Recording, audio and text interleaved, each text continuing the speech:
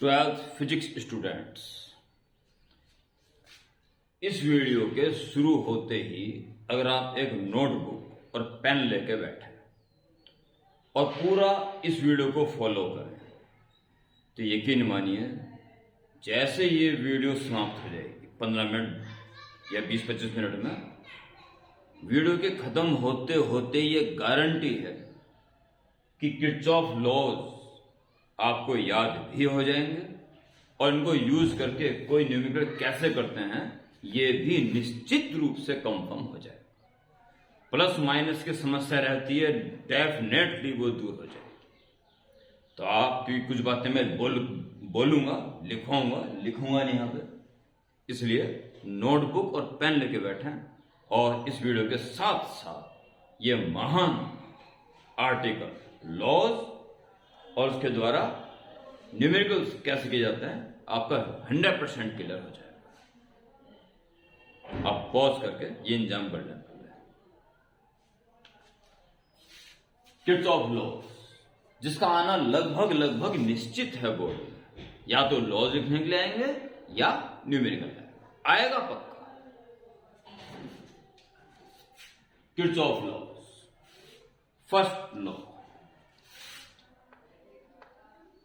आप वन ना लिख के अगर आप फर्स्ट लॉ लिख देते हैं तो अच्छा रहेगा, ठीक है, जिसको जंक्शन लॉ भी कह सकते हैं। आप लिख दें फर्स्ट लॉ और ब्रैकेट में जंक्शन लॉ।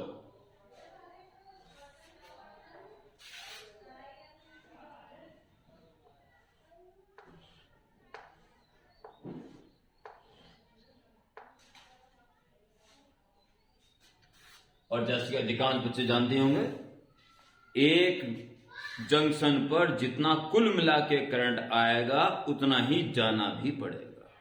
जितना करंट पॉजिटिव होगा आने वाला उतना ही नेगेटिव भी होगा जाने वाला, यानी जितना प्लस में आएगा उतना ही माइनस में आएगा, यानी अलजेब्रिक सम 0 हो जाएगा। ये है इसका फर्स्ट लॉ। तो आपने लिखा फर्स्ट लॉ और ब्रैकेट में जंक्शन लॉ। इसके आगे स्टेटमेंट लिखें, the algebraic sum of all currents meeting at a junction, the algebraic sum of all currents meeting at a junction is always 0। ये स्टेटमेंट सरमाना उसमें क्यों हो जाएगा, होने का नहीं बाद में, बस साथ साथ चले। अब भी पॉज करके इंतजाम करके और नोट्स बनाने शुरू कर दें। आप देखेंगे अंत तक क्वेश्चन आपके सामने लिख दिया गया है। अंत तक अगर आपने चाहा, नोटबुक और पेन लेके अगर आपने बात फॉलो करी तो फिर गारंटी मेरी है कि ये चीज आपकी निश्चित रूप से कम वो हो जाएगी, क्लियर। कुछ एक में करंट आने दो, कुछ एक में जाने दो।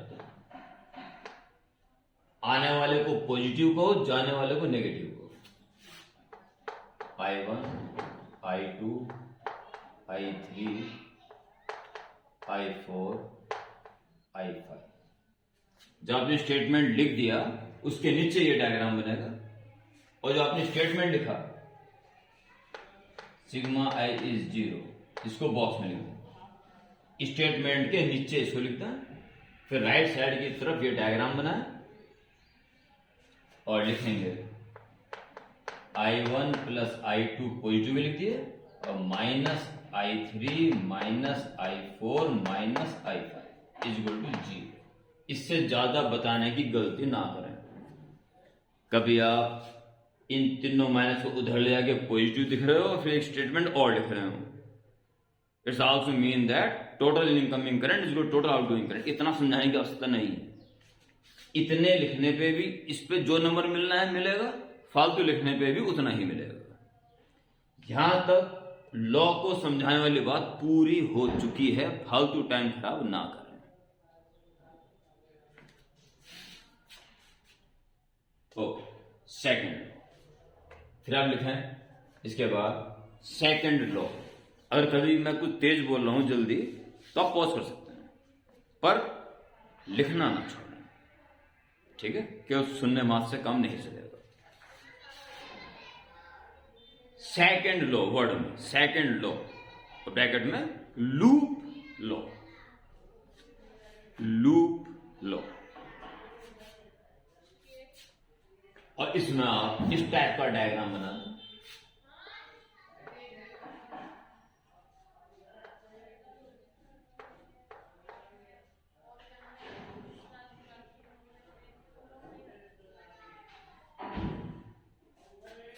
यहां से आने वाला करंट I1, यहां से आने वाला I2, और इस पे फर्स्ट लॉ लगा सकते हो।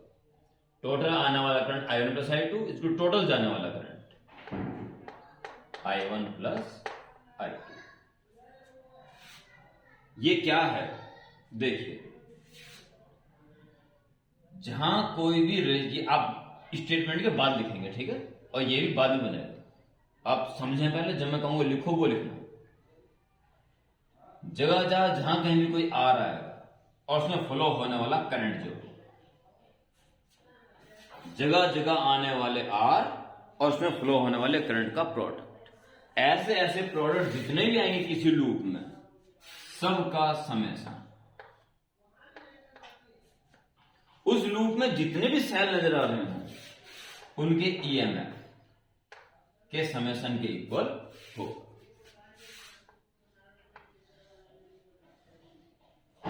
सेकेंड लॉ, ब्रैकेट में लूप लॉ लिख के स्टेटमेंट लिखा रहा हूं, उससे पहले समझाने की कोशिश कर रहा हूं।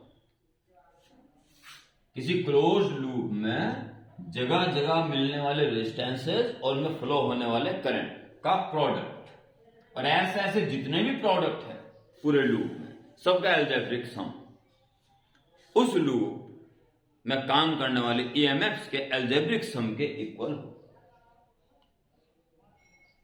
ठीक है, अब आप लिखें, अब लिखा सेकेंड लॉ और ब्रैकेट में लूप लॉ, इसके आगे अब स्टेटमेंट लिखें, इससे पहले कुछ नहीं होगा। Right the statement now. In a closed loop the algebraic sum of products of resistances of its different parts, दोबारा सुन लेना, product algebraic sum of product of resistances of its different part and corresponding currents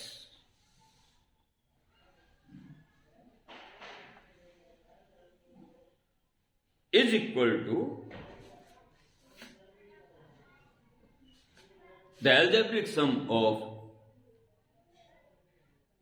EMFs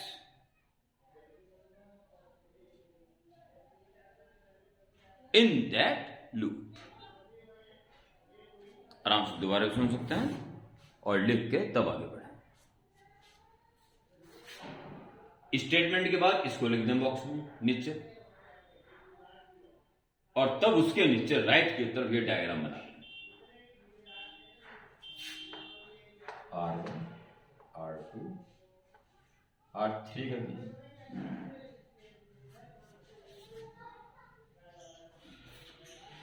अब वो point आ रहा है जिसमें बच्चों को सबसे ज्यादा दिक्कत आती है, प्लस माइनस की। और ये कोई दिक्कत नहीं है, बस आप ये दिक्कत बना लेते हो, उसको दिक्कत कुछ नहीं है।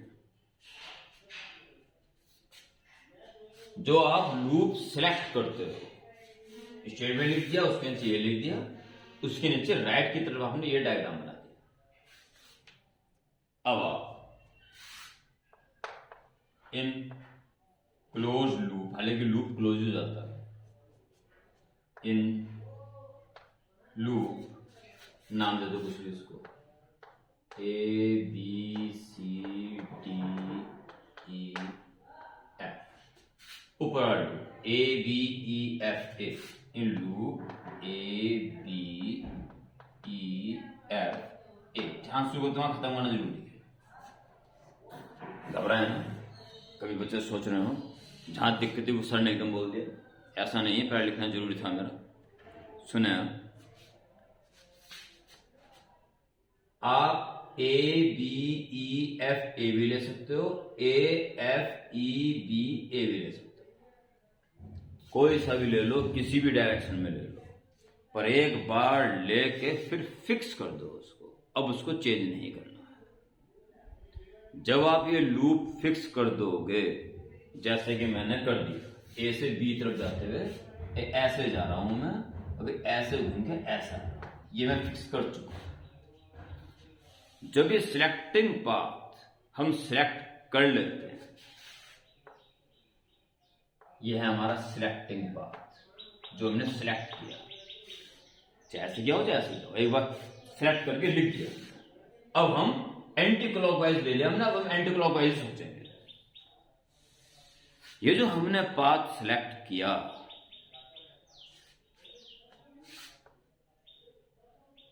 अगर करंट इसी के पैरेलल जा रहा हो तो पॉजिटिव लेंगे, आई इंटू आर की तो खाली वैल्यू लिखी जाएगी। करंट अगर हमारे सिलेक्टेड पाथ के अकॉर्डिंग ही चल रहा है तो प्लस, और इसके ऑपोजिट चल रहा, हमने सेलेक्ट किया ऐसे, करंट आ रहा है ऐसे, तो नेगेटिव। आई और आर का साइन का निर्धारण तो ऐसे करना है, पाथ सेलेक्ट कर लो, उसके अकॉर्डिंग करंट जा रहा है तो प्लस, उसके उल्टा जा रहा है तो माइनस। रही बात ईएमएफ की, बड़ा आसान, या तो सेल ऐसे होगा या ऐसे होगा। इसमें चाहे इससे करंट निकल रहा हो, चाहे इसके अंदर आ रहा हो किसी हाई बैटरी की वजह से, पर ये जो जोर लगा रहा है वो करंट को ऐसे निकालने के लिए लगा रहा है। जब भले करंट से उल्टा जा रहा हो, अगर उसमें उल्टा करंट जा रहा होता तो उसमें ये सहभाग नहीं कर रहा है, विवश है बेचारा, पर ताकत फिर भी उल्टी लगा रहा है अपने अकॉर्डिंग, और इसका काम है करंट को ऐसे निकालना। जो सेलेक्ट पाथ का साथ दे रहा हो पॉजिटिव, जो उसका अपोज कर रहा हो नेगेटिव। ये चीज ही आपको उन कष्टों से बाहर निकाल देगी जिससे आप लंबे समय से परेशान हैं।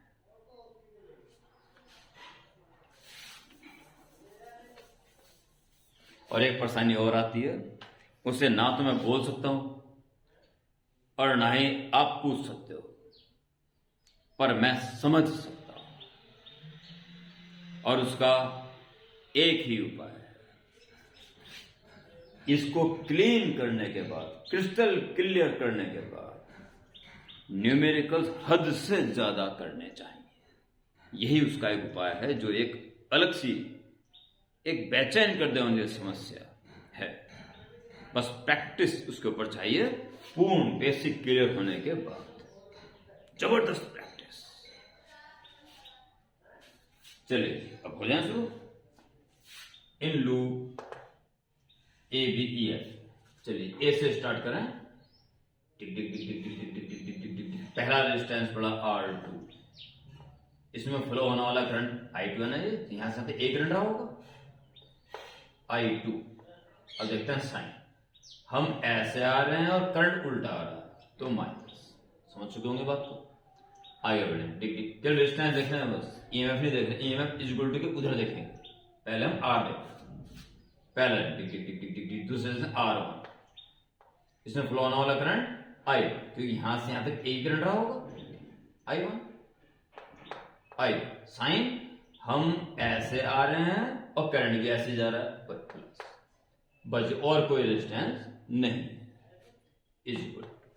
अब देखते हैं सेल कितने हैं इसमें। टिक टिक टिक टिक टिक, एक सेल, ईएमएफ इसका E1, इसका E2 लिख दो, E2 और दूसरा E1, बस दो ही सेल, E2 E1। हम यू आ रहे हैं और इसका काम सेल को उल्टा निकालना है, सो माइनस। फिर आगे बढ़े, हम ऐसे जा रहे हैं और इसका काम भी करंट को ऐसे निकालना है, बस ये है किरचॉफ लॉ। बच्चे पहला लॉ याद कर लेते हैं किस तरीके से, सेकंड को बस काम से सवाल लेते हैं, डर अलग लगता है, डर निकाल। इस वीडियो के खत्म होते होते ये नोट्स तो आपके पास आ ही जाएंगे, डर भी खत्म हो जाना चाहिए।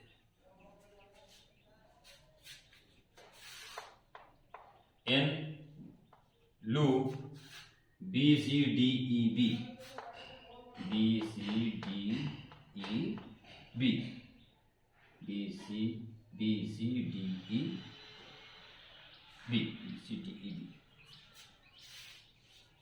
इसमें ऐसा पास है, बस अब कर चुका, अब इसका एवॉर्डिंग चला। चलिए टिक टिक टिक टिक टिक टिक R3, इसमें फॉलो होने वाला करंट I1 प्लस I2 और साइन हमारे साथ साथ ही करंट भी जा रहा है प्लस। आगे बढ़े R2 फॉलो होने वाला करंट I2 और हम ऐसे जा रहे हैं यूं और करंट भी हमारे साथ साथ चल रहा है प्लस, और कोई रेजिस्टेंस नहीं। सेल सिर्फ एक है इस लूप में E2, और वो हम एक ऐसे जा रहे हैं और इसका काम भी करंट ऐसे ही निकालना है, सो पॉजिटिव। इतना आपको कम से कम सेकंड लॉ में लिखना पड़ेगा अगर नंबर पूरे चाहिए। ठीक है, स्टेटमेंट, बॉक्स में उसका मतलब, और फिर डायग्राम सहित समझाना, पर इससे ज्यादा ना लिखें, इसको सॉल्व करके ना दिखाएं, बस ये बता दें कैसे यूज कर रहे हैं, बस लॉ बताना। तो ये तो आ गया राइट द किरचॉफ लॉज। एक बात और ध्यानपूर्वक सुन लें, एक बार क्वेश्चन ऐसा आया था, किरचॉफ का नाम नहीं लिखा हुआ था। एक बार क्वेश्चन ऐसा आया था, there are some great laws which used in electricity to find the electric current in different branches in a complicated circuit. Right the name of these laws and explain them. तो such laws are Kirchhoff laws and these laws are as given below। ऐसा भी एक बार हुआ है, तैयार है ना इसके लिए भी। चलिए एग्जाम्पल, ये डायग्राम आया हुआ है और बोर्ड में आया हुआ क्वेश्चन है। ये डायग्राम दिया हुआ है और क्वेश्चन लिखा हुआ है, in given circuit find I1 I2 I3 and terminal PD across each battery. तो आराम से हो जाएगा, बस आप I1 I2 I3 और किरचॉफ लॉ लगाओ बस, और कुछ नहीं करना है, जो आज आप इस समय बड़ा अच्छा यूज कर सकते हो। ऐसे चल के ऐसा ही और फिर इसमें ऐसे, ठीक है। सबसे पहले F पे किरचॉफ का फर्स्ट लॉ लगाओ। At F by Kirchhoff second law. आने वाला करंट I1 और I2 है और जाने वाला I3। तो I3 टोटल जाने वाला करंट इज इक्वल टोटल आने वाला I1 प्लस I2। इक्वेशन। अब आप एक काम करेंगे, एक इक्वेशन इसमें बनेगी, एक इक्वेशन इसमें बनेगी, किरचॉफ सेकंड लॉ यूज करके। उसमें आप I3 को आने ही मत दो, I3 की जगह I पर साइड में लिखते रहो, तो दो इक्वेशन बनेंगे और दो नॉन होंगे I1 I2, आराम से हो जाएगा। ठीक है, I3 को आने ही मत देना, हत्ताजी वाले लोड करते रहो। Sorry, first law by Kirchhoff first law. अब लेंगे इसे and by second law in loop A F C B A, इसमें लगा होती है। अब तो झड़ा से लगा सकते हो, मुझे उम्मीद है जो पूरा फॉलो कर रहा है उसके लिए अब ये क्वेश्चन बेहद आसान हो चुका है। 4I2 और हम ऐसा आ रहे हैं, करंट ऐसा आ रहा माइनस 6I1, हम ऐसे जा रहे हैं, करंट भी ऐसे आ रहा है प्लस, कोई और सेल नहीं, इज इक्वल माइनस का 8 परंतु प्लस का 6। 6I1 minus 4I2 is equal to minus के 2। उसे डिवाइड दे देना। 3i1 minus 2i2 is equal to -1 equation 2.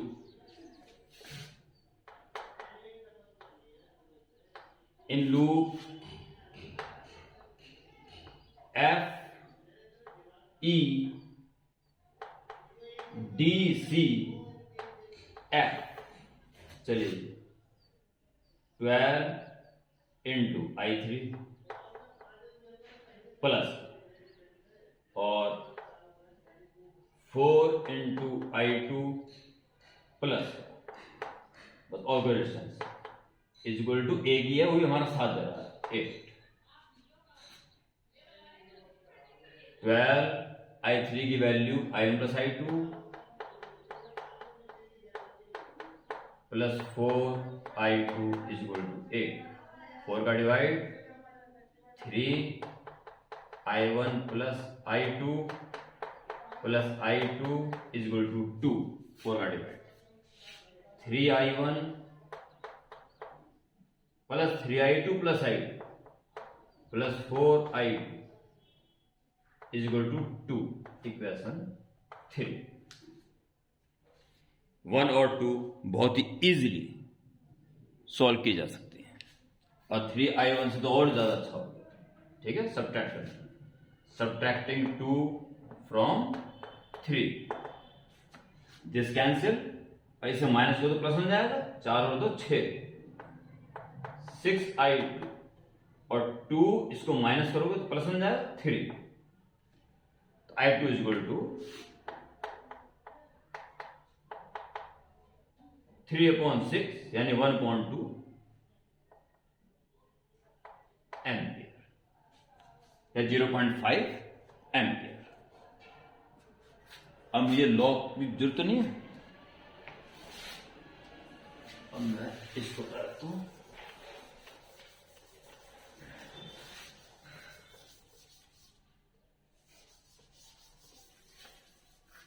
ये वैल्यू जो भी आसान सी इक्वेशन है, दोनों ही आसान है।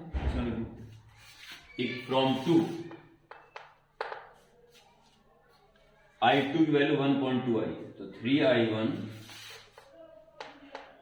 3i1 माइनस 2 और I2 की वैल्यू 1.2 इक्वल टू -1। 3i1 -1 और -1 प्लस 1 0। बहुत अच्छी बात यहाँ पे एक आई है, इसमें कोई करंट फ्लो नहीं होगा। ठीक है, ये इतनी शक्तिशाली बैटरी, इसमें भी करंट फ्लो करेगी और उसको भी बैलेंस करके रखेगी। और from first I3 is equal to I1 plus I2, I1 0 और I2 1 is equal to 1/2 ampere. ठीक है, सो अब सारी बातें लिखते हैं।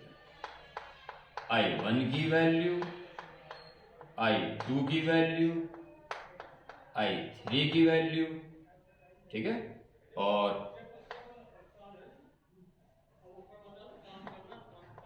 Terminal PD across 6 volt battery is equal to and terminal PD across 8 volt battery is equal to, ये आपके फाइनल आंसर होंगे। चलिए एक एक करके। I1 की वैल्यू 0 एम्पियर, I2 की वैल्यू 1.2 या 0.5 एम्पियर, टोटल करंट भी 1.2 एम्पियर। 6 E माइनस IR, ठीक है, E कितना 6 minus I by into R 6, V equal to E minus I, ठीक है। EMF है उसका 6 और उस ब्रांच से फ्लो होने वाला करंट है 0, I1 value 0 into internal resistance 6 ओम, तो इज इक्वल टू 6 वोल्ट। ठीक है, इसके नीचे इसके लिए क्या हो जाएगा 8 माइनस आई आर, आई कितना है 1/2 और आर कितना है 4। 8 इसका ईएमएफ है, थोड़ा नीचे कर दो कभी कोई दिक्कत आ रही हो, लो जी 8 ईएमएफ है इसका, I2 इसमें फ्लो यानी I2 मीन्स 1/2 इसमें करंट फ्लो होने वाला और इंटरनल रेजिस्टेंस 4, तो 2 2 जा 4 और 8 माइनस 2 6। I1 I2 I3 की वैल्यू ये है, और ये बता दें याद शुरू में लिख देना इसको। ठीक है, from V is equal to E minus I R, turn voltage this and is equal to 6। एक आंसर ये। उम्मीद करता हूं पूरा क्वेश्चन क्लियर हो गया होगा, आराम से क्वेश्चन नोट कर लें, और अभी के अभी या 4-5 मिनट का ब्रेक लेने के बाद कम से 1-2 क्वेश्चन किरचॉफ लॉ के जरूर कर लें, और हाथ रख के किरचॉफ लॉ को 1-2 बार बोल लें, और एक बार फ्रेश पेज पे बिना देखे इसको लिख डालें, पूरा साफ हैंड राइटिंग के साथ जैसे बोर्ड में लिखो, और 2-3 क्वेश्चन आज ही कर डालना, तो एक ये महान उपलब्धि आपके पास आज हो जाएगी। ओके।